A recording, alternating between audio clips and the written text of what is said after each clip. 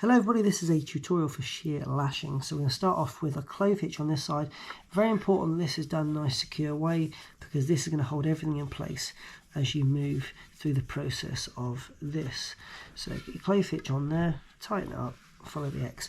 What I like to do now is follow this line through to do my initial wrapping. So the wrapping bit's quite straightforward. I'm going to wrap it around once. I normally do 5. Twice. Again, just keeping things nice and neat as you go. 3 times, 4 times, and a 5th time here. So as you can see, I'm just keeping things nice and orderly.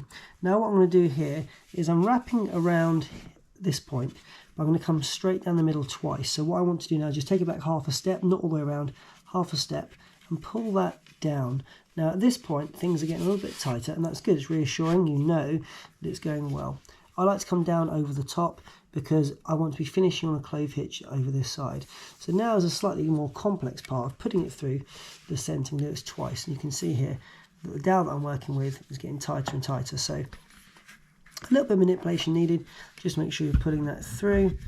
But again, out in the wild might be slightly different depending on what you're working with.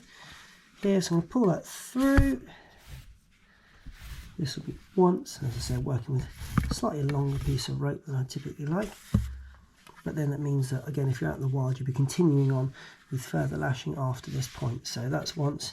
Through a second time. And again, the same again.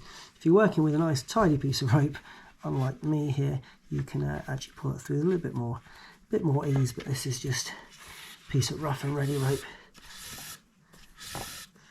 So now we've got the majority of this done, nice and cleanly, and then what you want to do is finish off my clove hitch over here. So again, exactly the same as how we started, over this side, round there, make your X. You can finish off a different way if you want to, but this is the tried and tested method. Make your X, sorry, and then through we go to finish off.